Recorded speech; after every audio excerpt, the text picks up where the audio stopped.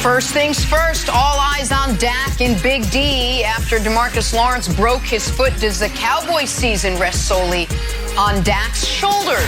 One of them probably a little more injured than the other. Daniel Jones and the Giants taking center stage tonight against Washington. Is Danny's future with Big Blue on the line? And Chris Broussard dropping knowledge, as my 6-year-old just learned to say. Broussard with his own list of who's under the most pressure heading into week 2. Good Thursday morning, everyone. Welcome to First Things First. Jenna Wolfe alongside Nick Wright and Kevin Wilds, and the guy with the list, Chris Broussard. Nick, Broussard's on your corner. He's rooting for Mahomes. He's making a list. I don't even know what's next. He's infringing on your space. You know what? I'm just wondering if I even have a place on this show anymore. Broussard's making lists. Wilds has raided my closet wearing my exact sport coat look. Like, what's happening, Jenna? What is happening to this show right now? I was told not to discuss anyone's Blazers, and we just start right there. No, we don't. We actually start this morning with some really interesting water cooler talk out of the NBA, which, by the way, starts in just over a month already. Can't believe the season's right here. So we're talking about Kyrie Irving as he continues to work his way back from ankle surgery this offseason. Nick, you reported this last night. You tweeted there are a handful of Kyrie trades that potentially make sense for the Nets. Kyrie's agents have made it known that Kyrie would simply, quote, retire from the NBA if Brooklyn were to trade him. Well, Kyrie saw this, responded to this with that right there, a puppet. To which you then responded, Kyrie, if you're saying you didn't say you'd retire if you were traded, then your beef is with your representation, not with me, because you and I both know that's what they have told people. So, Nick, busy night on the old Twitter for you. Take us through what you're hearing. Yeah, Kyrie, I mean, listen, I really didn't appreciate him interrupting the rare Wednesday night date night I had with my wonderful wife, but listen, occasionally I put on the journalism hat, and by the way, I might start putting it on more often. For every list Chris Broussard makes, I'm gonna break a story. How about that? A little tit for tat, my friend. That's over See how you like it. Shoes on the other foot. That actually probably is not true because I occasionally practice some journalism, but that's not really the lane. Yeah, that's not really the lane I live in. But everything I said is absolutely 100% accurate, and I want to make this clear. The Nets were not calling around shopping Kyrie Irving. But as teams are, very frequently do in the offseason, around the draft, after the draft, they call around and say, hey, this guy available, this guy available.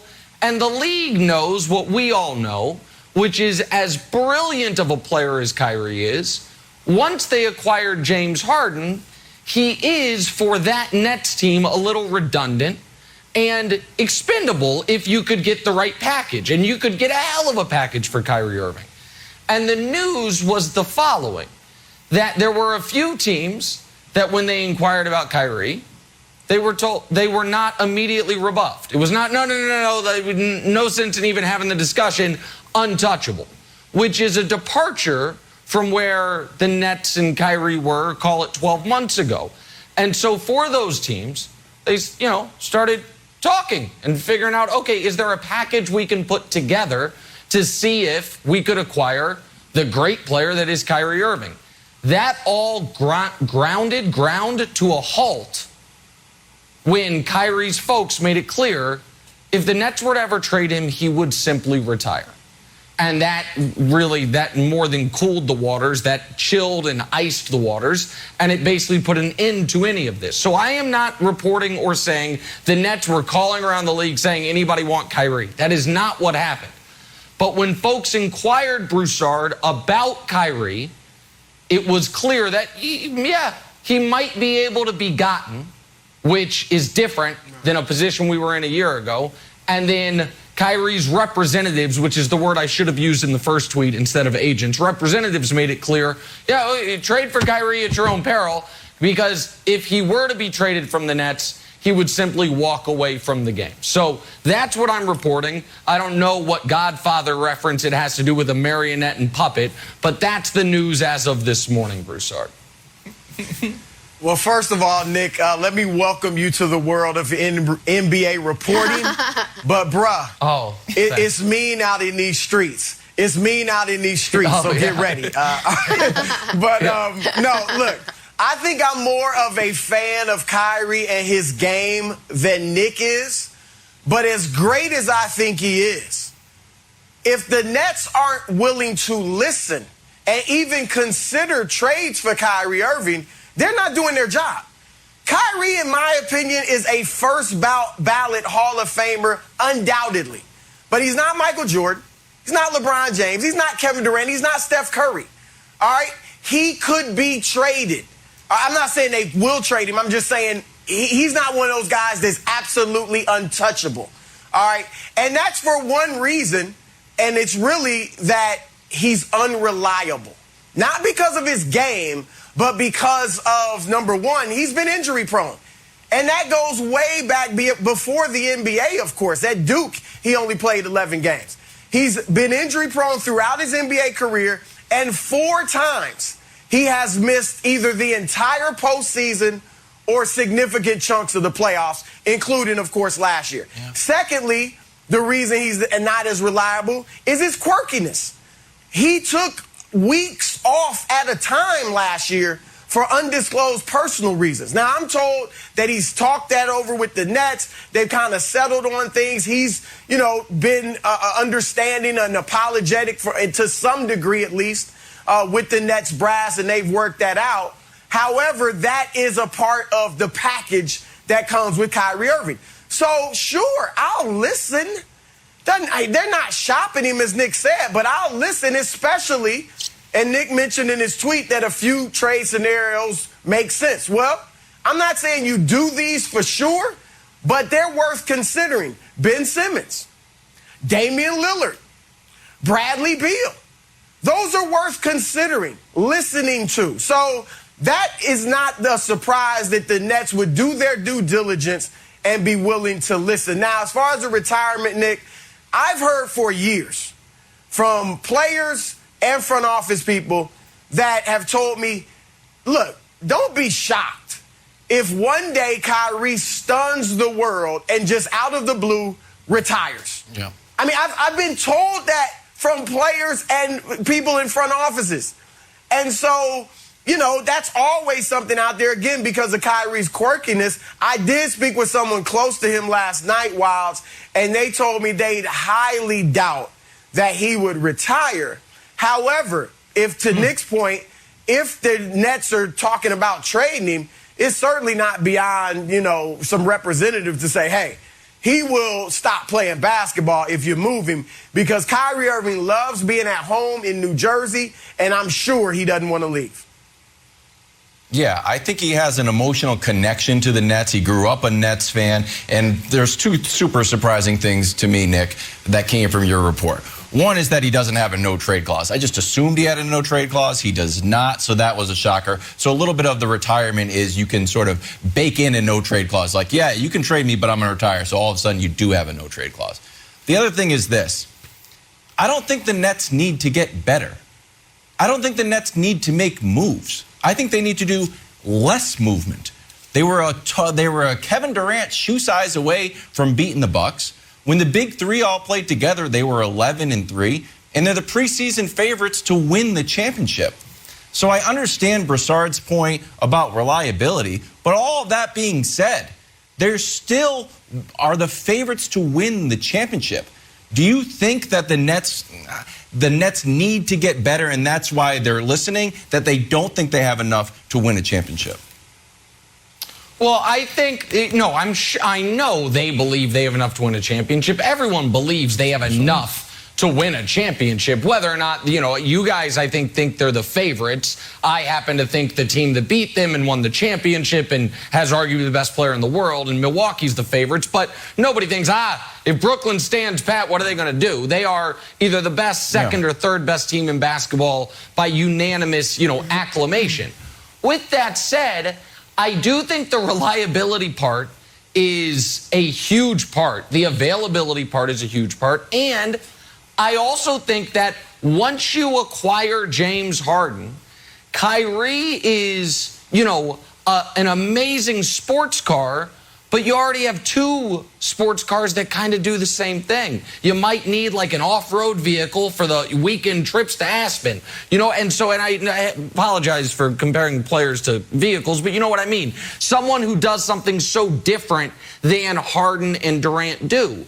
But to me, speaking of Durant, the other part to me that I thought was fascinating, because Broussard, you said that, he's not Steph and he's not LeBron. He never has been those guys, right? But it didn't matter. A year ago, this would have never gotten off the ground. It couldn't have gotten off the ground because there was, in my opinion, what I had always thought was KD and Kyrie were a package deal, and you're not going to do anything to upset Kevin Durant. To me, the fact that the Nets would listen shows that there is a level of power within the organization that is not held purely by Durant, or that something with the relationship has changed to where it's like, hey, whatever puts us in the best position to win. And obviously, Broussard, all of the metrics on this team changed drastically the moment they got James Harden. It's a very different team when you trade your depth, some of your defense, and some of your youth for James Harden, and it's hard to find the things that Kyrie does better than Harden. Yeah, and that's not a knock on Kyrie. It's more of a compliment to what a brilliant player Harden has been over the last decade. Well, a few things, Nick. One, I am told that Kyrie and KD and other Nets players are out in Los Angeles working out right now. And Kyrie and KD are leading those workouts for whatever that's worth. Secondly, remember, they did sign Kevin Durant to a contract extension, so I think he's there through 2026. So now, he's not going anywhere. I guess you can always demand a trade, as we see what players do today. But you've got him locked up is the bottom line. Here's the last thing. When you mention Harden, obviously Harden is the point guard. Even Kyrie acknowledges it. But, and I agree, they could lose Kyrie and still be an elite team and maybe even win a championship. However, the one thing Kyrie does bring is clutch play. And I don't think that as great as James Harden is, we just haven't seen that from him. And I think that's one thing Harden loves about playing with the Nets, is I got KD to do it in the clutch and Kyrie to do it in the clutch. As great as KD is, it's awesome to have 2 guys that can take and hit the shot in the waning moments. If you get rid of Kyrie, then Harden now has to presumably step into that role as kind of that second clutch scorer. And I don't know that he wants that. So that's something that you would have to consider if, say, they traded Kyrie for Ben Simmons. So it's different if they do it for Dame Lillard, maybe. But they need his clutch performance. I would say that, Nick, even having Harden. All right, 33 days until the Nets open this season in Milwaukee against the defending champs. Will Kyrie be there? We'll have to wait and see. We're back talking some football now. Daniel Jones, Big Blue taking on Washington tonight. NFC East showdown. Is Daniel Jones' future under center already on the line? We discuss next. First things first. We're drawing a blank. Look, that's what it says. Talking Giants quarterback Daniel Jones gets back to football ahead of Big Blue's divisional showdown with Washington tonight. Nick had the Giants all the way at the bottom of his NFL tiers yesterday and pointed to Danny Drops Jones as a big reason why. Jones has lost the most fumbles through 28 games since they started tracking the stat. As Nick would say, that ain't great. But Broussard, Giants fans should feel blank about Danny Dimes Jones entering tonight's game versus Washington. Queasy, Jenna, queasy. Because his play has been nauseating. It's just as simple as that. And I like Danny Dimes. When I first saw him his rookie year, he did a few nice things. But my goodness, he's struggled mightily lately. And they've added the pieces to help this kid out. They went out and got Kenny Golladay at receiver. In free agency, they drafted Kadarius Toney in the first round. Saquon Barkley is coming back, although he's questionable for this game. That's another thing you got to worry about. But Danny Dimes has to get it going. It's just as simple as that. The question they're wondering in New York is, for all his physical abilities, he's fairly athletic, he can throw the football, is he a winner? Because not only has he gone 8-19 as a starter for the Giants, But remember, he was 17-19 as a starter at Duke. All right, so he didn't even win at the college level. I'm not sure what he did in prep school, but he hadn't won at 2 levels. So that's the big question in New York. The good news, he's 4-0 against the Washington football team. So if he can't beat Tyler Heineke and a team he has owned, yes, I said owned during his pro career, then Giants fans are going, as Nick said yesterday, I think they may be on the Spencer Rattler watch for Danny Dimes. Yeah, and by the way, great juxtaposition by our producers there, putting an all-time fumbling of the bag by Dennis Schroeder right next to the all-time fumblingest fumbler I've ever seen fumble in Daniel Jones. And I told you that his rookie year, when America was on the, remember the 2-week Daniel Jones apology tour when all of us mocked the pick? And then he came in and was good for 2 quarters. And all these folks on television, these cowards, were like, oh, my Daniel Jones, I'm sorry. You know who stood firm? Said, sorry, not sorry? This guy. Because I watched him fumble the ball 7 times in the preseason, his rookie year. Watched him start fumbling the ball away his rookie season, during the regular season, last year when he had more fumbles than touchdown passes. You can't. Broussard's wondering, can he win? I'm wondering, can he hold on to the football? So Giants fans should feel jealous. And you might say, jealous? Wilds, here's why. They're going to watch a football game on national television tonight where the other team has the better quarterback, and that man's name is Taylor Heineke. I would wager, and I will wager via our good friends at Fox Bet, that Taylor Heineke looks better, plays better, and has better numbers tonight than Daniel Jones does. Wow. Last year, there were 3 quarterbacks worse than Daniel Jones that were everyday starters. Locke, Wentz, Darnold. What do all 3 have in common? Well, 2 of the 3 are on new teams, and Locke is no longer the starting quarterback. So you've got the Washington backup tonight, Wilds, will be a better quarterback than the 6th overall pick Giants starter Daniel Jones. Okay. The looks better part, I don't know about. I find Daniel Jones to be a handsome guy, but I like that that's part of your rationale. All right, here's my answer. Aggressive, Jenna. As Broussard said, they're 4-0, so take some chances here. Jason Garrett, last game, 17 first downs. They ran the ball 9 times. They gained 26 yards. Let Daniel Jones air the thing out a little bit. And I want him to hold on to the ball. As we know from a year working with Brandon, ball security is job security, yours and mine. If Chase Young comes around the edge and knocks the ball out of your hand, like, all right, I would be okay with that. But the fumble he had last week was Lamar Jackson-esque when he's like diving forward for an extra yard on a first down. He's trying to get 9 yards instead of 8. Buddy, that is just a dumb play. You do it again, lap it up. There's got to be more laps, I think, because he's fumbled so much, not enough laps. You're going to be running around Meadowlands for 2 days. Ball security, job security, yours and mine. Back talking week 2 as we head into it. Which one of these quarterbacks is under the most pressure entering the week? Broussard's got a list cooked up. He will share it with us next. First things first. Back to football now. Talk some quarterbacks. While Tom Brady might have been the very best at the position in week 1, you know, defending that Super Bowl right out of the gate, you know, doing his whole game-winning drive thing that he tends to do, you know, just being awesome with awesome hair. Other guys ready to follow suit, or at least should be. Chris Broussard, who is under the most pressure, which quarterback heading into week 2? Well, first of all, Jenna, before I make my list out, look, let all of the players on this list and a coach, and including some who aren't on this list, are in danger of going 0-2.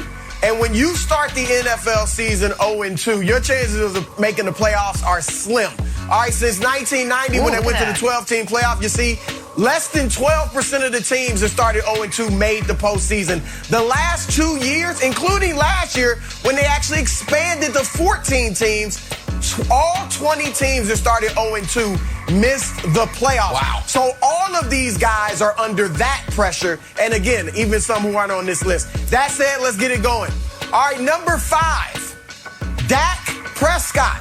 Dak, I love Dak. but he's got to prove that he can beat some winning teams, and the Chargers 1-0. All right, Dak for his career 13-20 against teams with winning records. Last 23 games, he's only won 6 of them against teams with winning records, and he's 2-10 in his last dozen contests against teams over 500. So go out there and prove that you can beat a good team. That gaudy numbers are great, but they're only great if you're winning. I've called Dak elite now, and many others as well, but one thing elite quarterbacks do is they beat other good teams. So Dak's under pressure. He's got to win this week against the Chargers. At number 4, yes, Josh Allen. I know Nick loves this one. All right, look. Yeah. First of all, you got to prove, Josh, that last year was no fluke. He was terrific. He finished second in the MVP voting. But in game 1, in the loss to Pittsburgh, that most people think aren't going to be very good this year, he looked more like the quarterback of his first 2 years than he did in his 3rd year that made him a superstar. Oh, yeah, he also signed the second most lucrative contract in NFL history, 6 years, $258 million, could be worth even a little more. And the Bills are playing a division opponent, Miami, that's 1-0. So you can't fall behind too far in that AFC East division. So Josh Allen got to deliver this week. At number 3, we've talked about him ad nauseum. Our man, yes, Aaron Rodgers. Here's what we want to know. Aaron, are you all in? Are you all in? A lot of people are blaming that horrible performance in week 1 on, is Aaron really with us? He contemplated retirement. You know, he didn't want to play for the Packers anymore. Is he really here? All right, you got to go prove it, Aaron, that you are all in, not only to us watching, but I think even to some people in that locker room. And look, they're playing Detroit. Now, if there ever was just what the doctor ordered, it's the Detroit Lions. So he's got to go get it done because the next 2 weeks get a lot tougher. San Francisco and Pittsburgh. So Aaron Rodgers has to rebound. All right, at number 2, we just talked about him. Is he Danny Dimes or is he Danny Drops? The pressure is on. New York is watching him. Is this kid a winner? Can this kid hold on to the football? We gave him weapons. We we think is a great running back in Saquon Barkley. Daniel Jones has got to win. This is his 3rd season. All right. Eli Manning, who many compared Daniel Jones to, he was making the playoffs in his 2nd and 3rd year and winning a Super Bowl in his 4th. So the pressure's on, or they're going to start looking at Spencer Rattler and other collegiate QBs. Yep. All right, at number 1, the most pressure is on Matt Nagy, not a quarterback, although it's related to quarterbacks. You might want to throw Andy Dalton in there as a 1A. But Matt Nagy entered the season as the coach on the hottest seat. All right, and now his refusal to start Justin Fields over pedestrian Andy Dalton is upsetting the fan base and befuddling not only onlookers like us, but even maybe players in his locker room. All right, so if he doesn't want to lose the team, they have to win big this week. And if Andy Dalton goes out there and has a stinker, another stinker, and they lose to fall to 0-2, Matt Nagy, you're going to be burning up on that seat. So those, Jenna, are the 5 guys with the most pressure on them entering week 2 of the NFL season. Do y'all need to talk, or is it just listen, salute? You know what? Can we go to a commercial break? Let me tell you something, Broussard. You know who's also, I'm just being honest, it's going to surprise you. You know who also maybe should be on that list feeling pressure? Yours truly. Because lists are my thing. That's a hell of a list. I don't look at it and say there's any major flaws, any egregious errors. It's an excellent list. I give you credit for it, but I do want to zoom in on, you know who I want to zoom in on. Because my only critique would be maybe the guy you have at number 4, we could move up to number 3 or number 2 or maybe even number 1. So here's the thing for Josh Allen. He's under pressure for a multitude of different reasons, right? Like Rodgers under pressure because he played so poorly in the offseason, those two reasons. Daniel Jones is under pressure because he's played poorly up to this point in his career and time could be running out. Josh Allen's under a very different type of pressure. He's under pressure of the contract. He's under pressure of he's playing for a team that has had no expectations for a quarter century, now all of a sudden has sky-high expectations. He's playing under the pressure of they really only have one way to win. It's through him. The defense is mediocre, at least it was last year. We'll see what it is this year. And the running game, we can show the numbers as of last year and what we saw against Pittsburgh, somewhat non-existent. Like they built a team to really focus on, I mean, look at that. They're basically bottom 5 in everything from the running back position, which is one of the reasons Josh Allen runs the ball as often as he does and on as many designed runs as he does. He's also under the pressure of, they've given him weapons. He's got Diggs. They brought in Sanders. He has MC anti-vax in the slot. And don't forget about the great Jake Kumerow. I mean, who wouldn't want Jake Kumerow as your 4th or 5th receiver? So he's got all the weapons any player could have. And there's this. Quietly, it's not just one bad game. He was bad in the conference championship game against the Chiefs. He was borderline bad in the divisional round against the Ravens. So he's on a bit of a streak of bad games since he finished last year on such a high note in the regular season, fraudulently finishing ahead of Mahomes in the MVP race. And you mentioned it, Broussard, having a divisional game in Miami when they're 1-0 and you could fall to 0-2, and you know it's going to come down to you after you were miserable in the second half last week. Your team got outscored 23-6 in the second half. I agree with you entirely on the totality of the list. I just think you could argue Josh Allen should be even higher. I think he's under tremendous pressure this weekend, Broussard.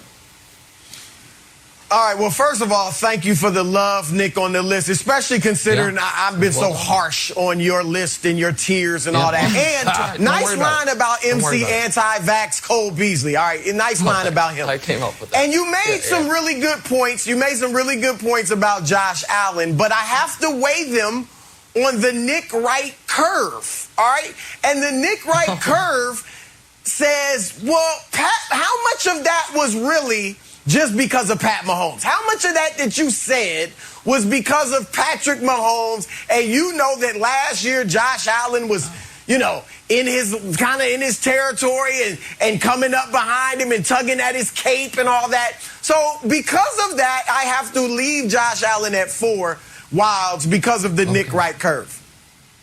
Okay, all right, so I'm going to make one change, Broussard, and I think you're going to agree with me. Because after the Cowboys game, we were all in agreement that Dak was super impressive. So however, we know the Cowboys took the loss, but we've had something positive to say about Dak. Does anyone have anything positive to say about the Tennessee Titans? They came into this season like, you know what? Defense gets a little bit better. You add an all-time great receiver. Ryan Tannehill's better than everybody thinks. King Henry is back running wild. And they were a total disaster. Chandler Jones sacked Ryan Tannehill 5 times. Kyler threw 5 touchdowns. Now, that was at home. Now they've got to go to Seattle, where Russ is going to cook them up. He just had 4 touchdowns. Russ is going to cook them up again. Now we look at the schedule of who the Titans have coming up. Let's suppose they lose this weekend. Now you got the Colts. Then you got Jets, Jacksonville, where I know those seem like easy games. I would be nervous if your secondary is that bad that one of those teams steals a win. Then you got the Bills. Then you got the Chiefs. You could be very easily looking at 2-7. I would be very nervous if I was Mike Vrabel and I get off in a bad start in Seattle. So I think he's number 5 on your list. Dak moves to number 6. Wow, Mike Vrabel's number 5. Okay, first of all, Wiles, you kind of overestimated the expectations for the Titans. Everybody was expecting this and that. Just because you thought Ryan Tannehill is going to be the MVP this season, I mean, don't throw the rest of NFL Nation on that list. Here's the thing, and I get it. Tennessee, they looked horrible in game 1. But I got to think Mike Vrabel's safe. I don't care what people out there are saying, because Vrabel, he's been good. What? He's been good. They've been to the AFC Championship under him. They made the playoffs the last 2 years under him. Before he got there, they had only made the playoffs once in the last 9 years. And so he has them now as a relevant football team. And remember, I took him out to lunch when he was in high school, too. So I got a soft spot for Vrabel. I forgot about that. But I think that's a good point. Wild. Speaking of biases, you're talking about Nick Wright, Patrick Mahomes bias. We forgot Chris Broussard, Big Brothers, Big Sisters program biases. Let's not forget that. That's a whole dossier of those biases. We just don't discuss them on the show. But to be clear, Wilds wasn't saying Vrabel would be on the hot seat, just saying pressure to not let the season totally go left. I would argue, you're saying in place of Dak, put Mike Vrabel. If we're going to replace Dak with a coach, we probably should be replacing Dak with his coach. Because I thought you were going to say, Wilds, everyone had nice things to say about Dak, something nice to say about Dak Prescott. I can't think of anything nice to say about Mike McCarthy after that Week 1 performance from a coaching perspective. So just to parse a little bit, I think Mike McCarthy is probably feeling a lot of pressure, and he does not, Jenna, have the job security that Mike Vrabel has. He doesn't have the job security that a lot of coaches have after an uninspiring year 1, and I would argue an uninspiring start to year 2. Sure. That being said, Broussard, kudos, bravo, attaboy to you. That's a solid first list right out of the gate. Nobody even really picked it apart. All right, you know what? Yes. You know what? It's enough of the Back talking the Big A. Nick was obsessed with it. Nick was obsessed with that list. Congratulations. He took a screen grab. Hey, well, Lamar and the Ravens end the Chiefs' bid to go a perfect 20-0. We got Coach Mangini with us on the other side. First things first, obsessed. Hey, on Sunday, how about this slate? George Kittle leads the undefeated 49ers against Jalen Hurts and the undefeated Eagles. I know it's week 2. Let me have my drama, and then we'll all move on, all right? Or you got Matt Ryan and the Falcons taking on Tom Brady and the Bucs. Nice little reunion there. It's only on Fox and the Fox Sports app. Sell it, Jenna, sell it. Back here on a Thursday morning with a guy who loves Thursdays. Former head coach Eric Mangini, he told me that one time on Wednesday. Coach, we're talking the big AFC showdown between Lamar and Mahomes. Ravens, Chiefs, kale nachos, Coach. Ravens just absolutely riddled with injuries only 2 weeks in. Meanwhile, you got Patrick Mahomes coming off AFC Offensive Player of the Week honors for his 4-touchdown performance in that win over the Browns. It almost seems unfair, but the schedule doesn't care. Nice hair. Coach, it's going to be an uphill climb, but why don't you take us through your keys to the Ravens upsetting the Chiefs? There you are. Yeah, I would love to do that. I love Thursdays even more now that Chris Broussard has a list like that. Finally, we get a list that's meaningful and impactful, and I can get that. I was taking notes. I had my notes up for like 10 minutes. It was so nice to see. Great job, Chris. Great job. Boy. Look, the things I'm going to go through, as much as I'd like to say that these are easy things to do, that they aren't. But they're really important if you're going to have a chance against Kansas City. And the first thing is you've got to disguise coverages. And we would talk about this all the time, whether it's Brady, Manning, Breeze. When you get guys of this level, the level that Patrick's at, if you're giving him more information, if you're giving him pre-snap information, then you're dead, because if he knows it's going to go to the right spot. So if you disguise the coverages and at least force him into a post-snap read, then you've got a chance to slow down that progression. So that's the first thing that Baltimore has to do, and they're pretty good at it, and they commit to doing it. So I think that's something that we will see quite a bit of this weekend. The second key is you're going to have to find a way to deal with Kelsey and Hill, and that means a lot of split safety defense, a lot of 2 deep safeties to where you can double team Kelsey or Hill, not every single play, but enough. And this is going to make you vulnerable in the running game, but the thought process is every time that the ball is out of Mahomes' hands, that's a win. So if they want to give it to the running back, and the running back gets 4 yards, that's fine. It eats up clock. It's not probably going to be the explosive plays, and you got to deal with Kelsey and Hill, and you can't let their stars beat you. And then the third one is something that I've been talking about forever. That's keep Mahomes in the pocket. And I'll say this over and over and over again, broken plays with him equal big plays. And it's not to say that if he's in the pocket, he's not going to hit the big plays, but when he's out of the pocket, they're just better at what they do than you are from a coverage standpoint. And I want to show you an example of this, because Nick and I have been talking about this for years. So this is actually the Ravens versus Kansas City. Yeah, this is their first matchup, and this is their first or their best opportunity to beat them over the 3 years. It's 4th and 9. The Ravens are up by a touchdown. There's 1 minute and 30 seconds left in the game, and this is the key. So Baltimore comes up, and they're disguising pressure. They've got 9 guys close to the box, and they're showing max pressure. And where this is good is it forces Kansas City to keep 7 guys in. So Kelsey now is going to stay in to block initially. So is the back. And actually Conley down at the bottom, he's going to chip as well. Baltimore's only going to rush 4 guys. So now they've got 7 guys back in coverage against 2 wide receivers that are running legitimate routes. The linebacker's going to come out and be able to take away the inside initially, but you've got exactly what you want. Kansas City max protecting, you're only rushing 4, and now here it is. You got to keep him in the pocket. So to Mahomes' left, there's not really a window there. Up the middle, there's not a window there for him to step up and go. But to his right, his dominant arm, now he's got the window. Now he's got the space to extend the plays. And remember, there's only 2 receivers out in true routes. He extends the plays, throws it downfield, and it's a 48-yard completion. And this is what I'm talking about. There's 2 elements here that are really good in terms of disguising the coverage, forcing Kansas City into a situation where they've got to max protect. And then if you could just keep them in the pocket, now you've got a shot and you're probably going to win the game. All right, that was great. That was great for a number of reasons, Coach. One is the breakdown was great, and the other is, that was maybe the moment that I started counting Super Bowls for Mahomes. They were going to lose. They were supposed to lose. Lamar was lighting the league on fire, taking over for Flacco, and they won that game. And what you're describing is not wrong, obviously. It's just so hard to do.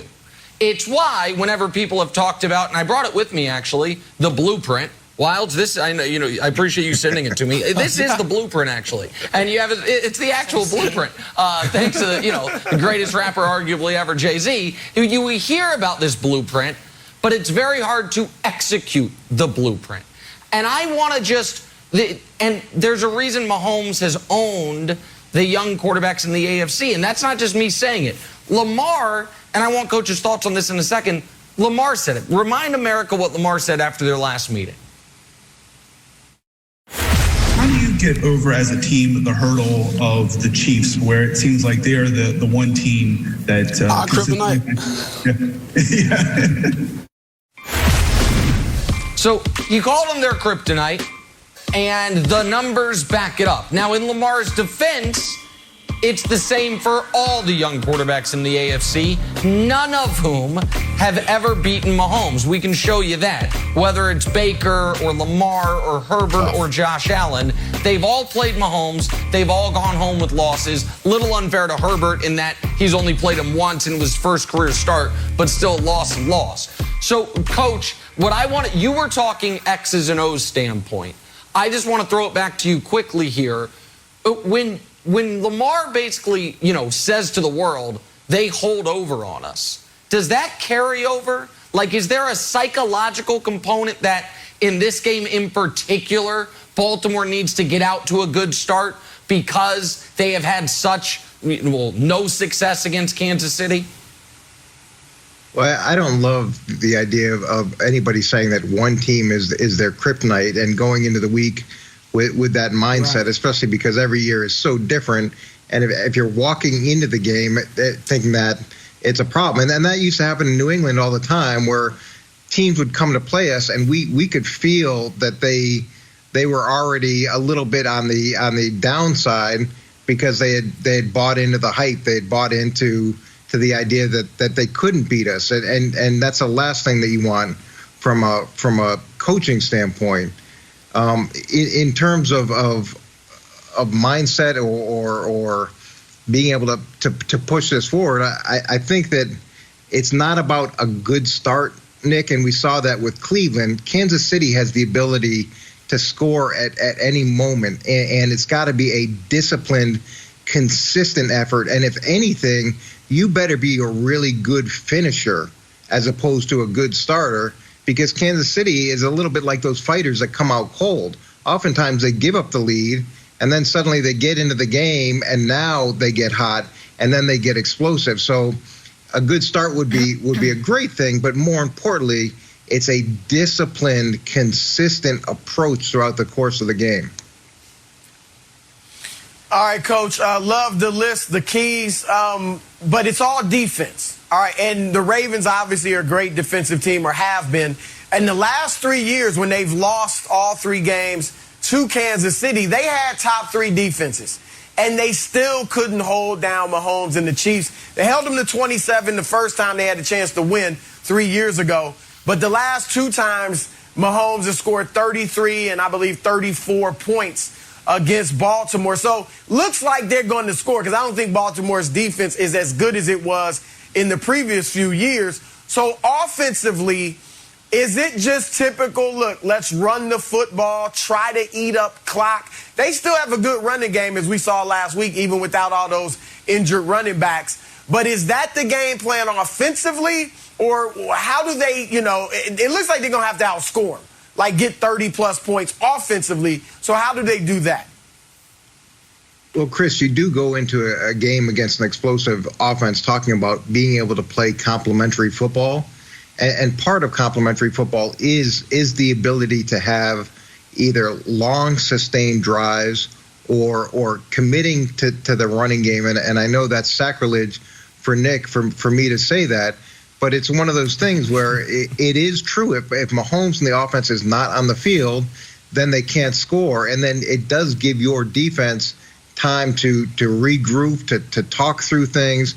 The worst case scenario is Kansas City goes out, they score, you go back in, you go 3 and out, you take up 25 seconds, your defense is back out, and they've got to deal with that momentum and that pressure that Kansas City can put on you. So yeah, it's got to be complementary football, and ideally it's long, sustained drives that can shorten the game as much as possible against a team this explosive. And by the way, Coach, the Ravens are, even with the running back injuries, because of what they do on the ground and because of Lamar, they are one of the very few teams that I think committing to the run and staying committed to the run makes a lot of sense. And listen, the Chiefs have been a bad, not even mediocre, a bad run defense the whole time Mahomes has been there. And by the way, the Browns, if you look back to the Browns game, I would argue the critical play was after the 75-yard touchdown. They threw the ball on first down, and Chris Jones got a sack when they'd been gashing the Chiefs with the run. The problem is, Jenna, to use a poker term, the Chiefs put you on tilt, and they get you out of your game plan. Like, it's just so hard to stay running the football even when it's working. And that kind of threw it off with Cleveland. I wonder if Baltimore will be able to do it. Because as someone, listen, I'm obviously rooting for the Chiefs. Every time they pass, I'll be happy, they being Baltimore. Every time they run, I expect them to get 6 or 7 yards. But it's hard to just be like, we're going to keep running knowing Mahomes is going to be slinging it all over the field. It's really hard to stay with it. Another poker term, straight flush. Go ahead, Coach. Jump in there real quick. I'm just saying that's the problem, Nick, is being disciplined on both sides of the ball. That's the hard thing against Kansas City.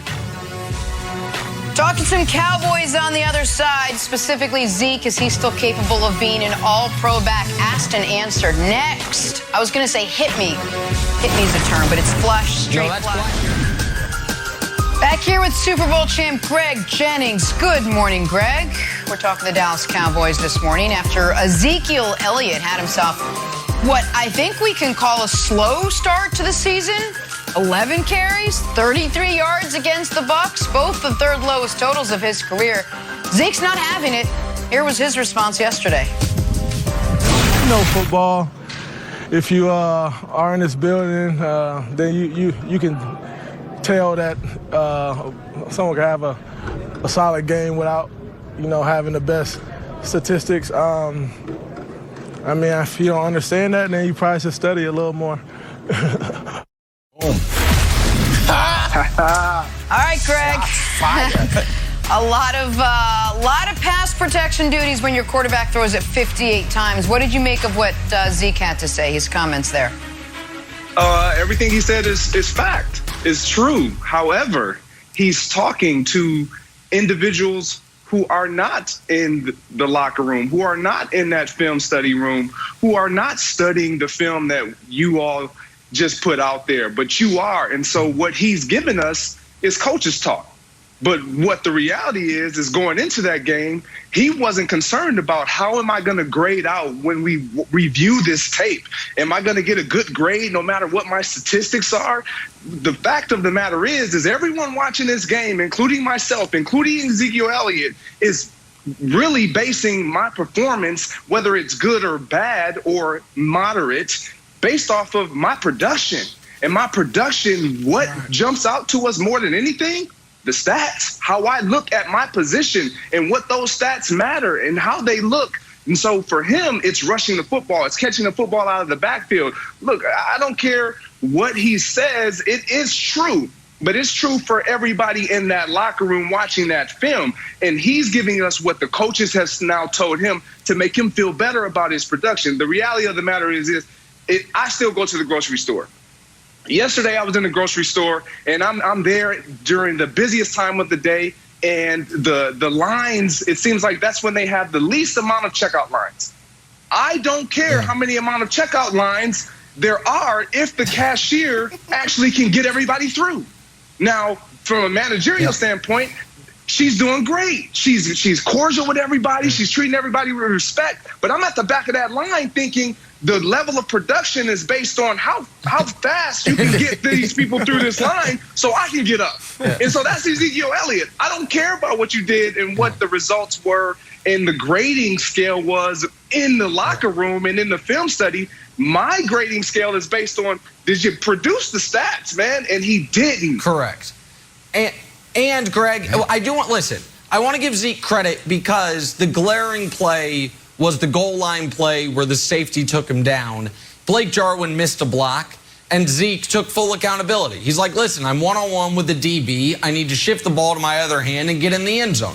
So he understood even though someone else didn't do their job, he could have done his job more. And Zeke is not specifically speaking to me when he says this, but he could have been because I've been very hard on Zeke. But I've been hard on Zeke because while in individual samples it is correct, the numbers can be misleading. Over the breadth of, a 6-year trajectory, the numbers are not going to be misleading. And we can show the trajectory, and it's one direction. 33. And that, yes, there are isolated incidents of not my game, not this, but that works, that cuts the other way as well, Wilds. There are also great games you have where you probably actually didn't play that great. It all came because you had a defensive missed assignment that led to a 70-yard run, and it inflated all the numbers even though you didn't do much. So that usually evens out in the wash. And if the question is, can the Cowboys rely on Zeke moving forward? My answer to that is unequivocally and resoundingly no. I do not think Ezekiel Elliott is anywhere close to what he was his rookie year, the best back in football. I do not think Ezekiel Elliott is anything what he was his third year, a top 5 back in football. And right now, this moment, I think there is a better argument to be made that he might not be the best back on his team than there is that he's a top 10 back in football. That's a problem. Jeez. And that's a problem because he is going to be a Dallas Cowboys running back this year and next year, and with the way the contract is, maybe even the year after. And they are not paying him that, Wilds, to pick up the blitz. They're paying him that to, eat the soup in the end zone, or the sear, whatever he eats in the end zone. It's been so long, I forgot what it is, and to score touchdowns. And so I know that seems very basic analysis, but when a running back is playing great, and it's been a long time since Zeke played great, Wilds. Okay, so I think you make fair points, but Broussard, here's my issue. If someone said, hey, is Nick Wright tall? You would say, yeah, I think so. But if I show you a picture of Nick Wright next to Shaq, you're like, no, actually pretty short. That's what Zeke was against the Bucs. The Bucs had the #1 rushing defense in 2019. They had the #1 rushing defense in 2020. And they'll probably have the #1 rushing defense this year. So the fact that he didn't have a productive game this last Thursday, I'm not willing to weigh that against his downward slope. We know that he came into camp, he lost a bunch of weight, he looked explosive, and he did his job. If anything, we have a PR problem from Zeke, that he said something that sort of like riled the people up, specifically at the media, and the media likes to attack. They don't like to get attacked. So it's like, you need to study football. It's like, oh, let me dig in on you now, Zeke. If he simply said, hey, you know what? I'm going to do whatever I have to do to win the game. If you want me selling hot dogs in the stands, I'll go out and do that. It's about the win. So did I have a good game? No, because we lost. I'm only concerned about that. Everyone would be fine with that. Rob Gronkowski's one of the best tight ends ever. Belichick had plenty of games where he had 1 or 2 targets. And you know what he said? Yeah, it's my job to block too. So I'm okay with Zeke saying this, and the fact that they played the #1 rushing defense for the last 2 years, soon to be 3 years, not fair to judge him yet. Well, first of all, props, Wilds. I mean, the way you just sunned Nick, I mean, that was excellent. You did it nicely and kindly. I don't even think Nick knows you just sunned him. I mean, that's how smooth it was. So great job by you. But Nick is right in this. Nick is right in this regard. They're not paying Zeke $90 million to pass block and be a tempting decoy. They're just not. All right. And I guarantee you, and Greg Jennings, you know this, I bet you Zeke has never in his life gone into a game with that mentality of I can have a great game if I only have 30 yards rushing, right? He wants to break long runs. He wants 100 yards. Correct. He wants to cross the goal line. And I guarantee you, if he's went for 120 yards on the ground, 2 touchdowns, but missed a couple blocks or, didn't grade out well in other areas, he'd probably be fine with that because we all are about the statistics. So, look, here's the challenge for Zeke. They've now become Dak's team, and they're going to pass the football a lot, obviously.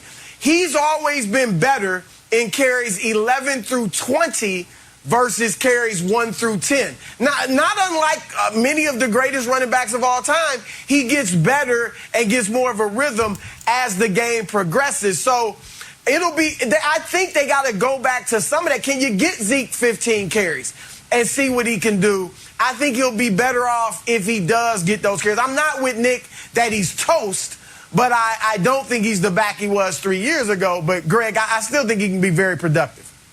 Yeah, I'm not saying that he's toast. Wilds, yes, he did go up against a great defense, but going into that game, we don't care. All we care about is, can we see something that shows us a sign, a flash of, okay, Ezekiel Elliott, he might be something this year if the defense wasn't that great. But he didn't do that. And Broussard, you mentioned something about the carries. It reminds me of Adrian Peterson, even Barry Sanders at times. We knew their offensive line. We knew sometimes their offensive line was poor, but we always knew that there was that opportunity, that chance that they're going to do something special. We never questioned whether or not they were still great. Ezekiel Elliott, him mentioning, I can have a solid performance. Yeah, that's for solid running backs. But you got paid like a great running back, a top-tier running back. That is the expectation that we've set. That's the expectation that not only we've set, but he set for himself. And so you got to give us something. I don't care if it's a flash, a breakthrough run. He didn't do any of those things. So that leaves us to question, is he still the same back? That's right. All right, well, you mentioned the defense. The Cowboys lost a big piece of that defense yesterday. Pro Bowl DN DeMarcus Lawrence broke his foot in practice. Means he'll be sidelined for the next 6 to 8 weeks. He did tweet, "We'll be back and ready for war, believe it." But, Greg, I'll go back to you. This is a big blow. How much added pressure is on Dak and the Cowboys offense now after Lawrence broke his foot? Right off the gate, we automatically think, okay, Dak and the offense has to step up. They got to score more points. But for me, understanding the way the game works, it's not on Dak. This is going to be a lot more pressure on Brent Irving, Randy Gregory, those Micah Parsons, Van Der Esch, those guys, and particularly Dan Quinn, to now create pressure, put those guys in situations where they can be successful. You're not going to account for the amount of sacks that this guy is going to get, because those shoes are big to fill and almost too big to fill with one guy. But collectively, they can get pressure on the quarterback. They can be in position to where their defense doesn't have such a great drop-off when it comes to the pass rush and defending the run, because you miss that caliber of player. But this is going to be on Dan Quinn to put together a scheme now that puts guys in a great position to be productive as if he was on the field. All right, a lot on the play for the Cowboys. Let's stay in the NFC East. Talk some Giants, specifically Danny Dimes. Is his future under center for the Giants?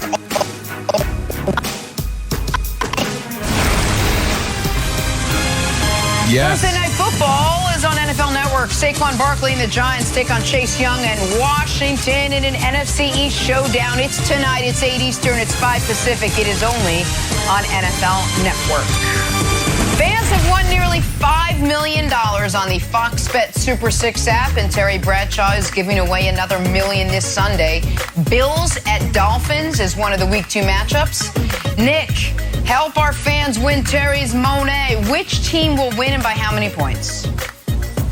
Remember, Jenna, 0.5% of that $5 million, 25,000 of that $5 million won right in this guy's pocket right here from the draft 2 years ago. Yeah, I was a winner of this contest, so you can win too, America. Wow. That's a true story. My lawyers are still arguing with Fox about whether I can actually collect, but I did win. So listen, Miami's going to win by a point. Just like they did, they're going to be 2-0 with a point differential of 2. So I got Miami by 1 against Buffalo. Wow. More Pat Mahomes bias there, I'm sure. I got Buffalo by a touchdown. Buffalo by a touchdown. Okay, I'm going Miami by 3, Jenna. Again, I am only viewing this through my Patriots lenses. I'm more scared of Buffalo than I am Miami, so I want Buffalo to fall in 0-2. I'd rather have the Dolphins be 2-0. Oh, okay. Oh, okay. All right, I like it. If we got to do, scan the code, download the Fox Bet Super 6 app, predict 6 games, and there it is. Boom, you got your shot to win. All right, we are moving on. Time now for Stories to Start your morning, sponsored by Ram Trucks, built to serve. And talking some NBA now, some very interesting water cooler talk to send your way. NBA, by the way, starting just over a month already. We're talking Kyrie Irving as he continues to work his way back from ankle surgery this offseason. Nikki reported this last night, had a lot of people talking. There are a handful of Kyrie trades that potentially make sense for the Nets. Kyrie's representatives have made it known that Kyrie would simply retire from the NBA if Brooklyn were to trade him. Well, Kyrie read this. Kyrie responded to this with that right there, an image, a puppet. Then you responded with this. Kyrie, if you're saying you didn't say you'd retire if you were traded, then your beef is with your representation. It is not with me, because you and I both know that's what they've told people. Nick, busy night on the old Twitter for you. Take us through all of this. Yeah, I mean, so the tweets really do sum it up for the most part. The fact of the matter is this. There were a handful of teams that contacted the Nets to take the temperature on whether or not any of the big 3, particularly Kyrie Irving, were available. Everyone knew that Durant's not available and Harden's almost assuredly not available. But since they acquired Harden, and because the Nets, have a surplus of scoring and a surplus of ball handling, there's thought Kyrie might be available. And those teams were not told untouchable, no reason to call us back. It's like calling, Golden State for Steph. It'll never happen. They were led to believe, we'll be irresponsible not to listen. But now there is nothing to listen to because, and this I know for an utter certainty, no matter what gifts Kyrie sends to me on Twitter, Kyrie's people told anyone that would listen, trade for him at your own peril. If he were ever to be traded from Brooklyn, he would simply retire. And by the way, Broussard, and you can elaborate on this, he publicly on the record a few years ago said that I'm not a guy that thinks I'm going to play late into my 30s. That is said, I always expected that my career would be over in my early 30s, where he is right now. Now, nobody is thinking he is planning on retiring right now, and I am not reporting Kyrie Irving contemplating retirement. That's not the report. The report is that he told people if he were traded, he would simply walk away, which is, of course, going to make no one trade for him. So that's the news. You know, why the Nets would consider it, what that means about relationships, we could speculate on that. But that's the news, and I am as certain as as I am that Wild stole that sport coat from me. I am 100%.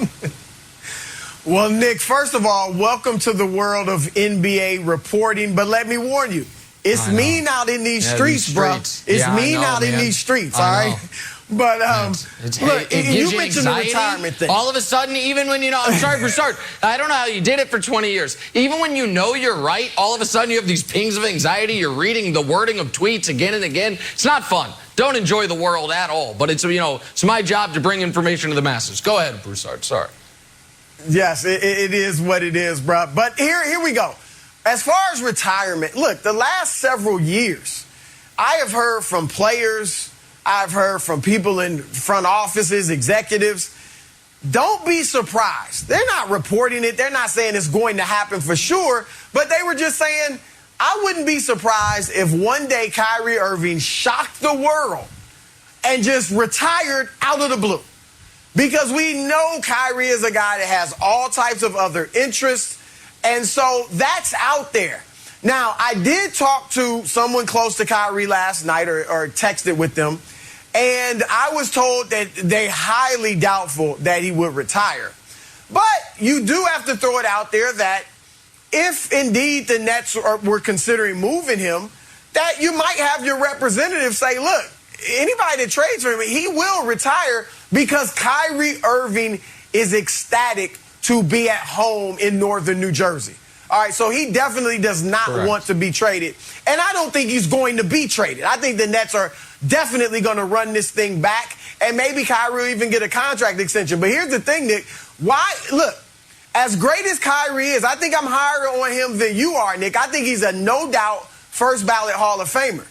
But as great as he is, he's not Kevin Durant. He's not Steph Curry. He's not LeBron James. He's not a guy that you just automatically hang up the phone on. How dare you even call me about him? If someone calls you to talk about trading for Kyrie, you at least listen.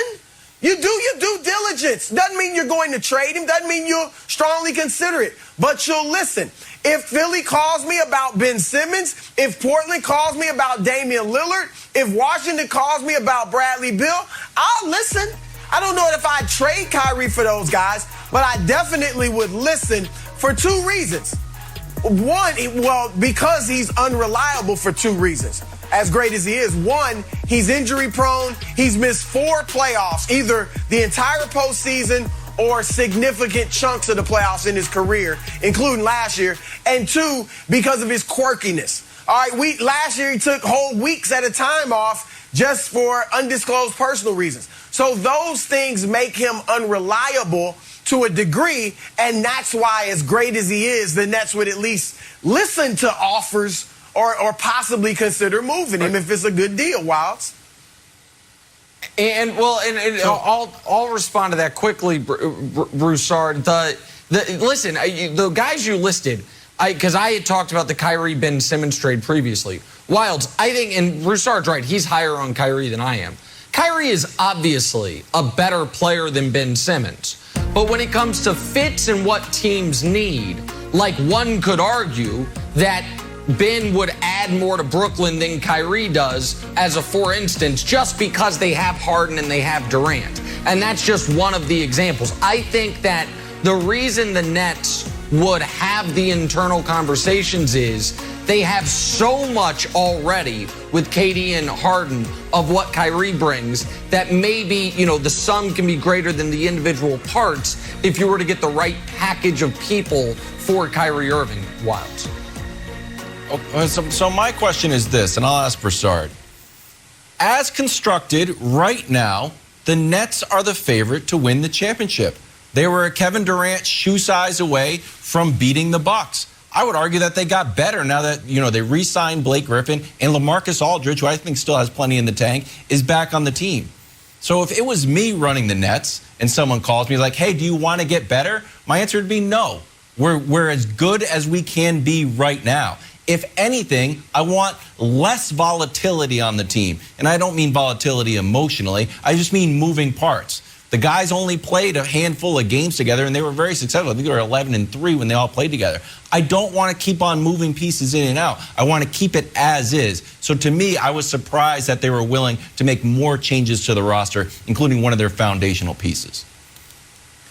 Well, look, the only reason you would consider trading Kyrie, as I said, is his unreliability, the injuries, the quirkiness, all right, that maybe takes him out of games. But let's look at a few of those players. Damian Lillard, I don't know. I probably wouldn't do it because I don't think Dame would be as good off the ball as Kyrie is. And I want James Harden being my point guard. Bradley Beal, he hasn't played in big games like Kyrie has. Kyrie has shown that he is clutch. He is at least as clutch as Kevin Durant, if not more so. And having him keeps James Harden from having to be in the clutch mix, if you will. That guy. So you got two clutch guys, and Harden can just distribute. But Ben Simmons, I mean, makes you better defensively. You obviously lose something offensively, Nick. So I don't know that I'd make those moves, any of those trades, but there's certainly things I'd listen to if I'm the Nets. And listen, I understand the Nets are obviously good enough if everyone's healthy to win a championship. And again, they were not the ones generating these trade discussions. People were coming to them with them. But I do think internally, as excellent as they are offensively, they do recognize Giannis averaged 40 points a game against us last year. What have we done this offseason to prevent that from being the case again, Jenna? Great conversation you started, Nick. Skip and Shannon coming up next, focused on the Dallas Cowboys, undisputed right now.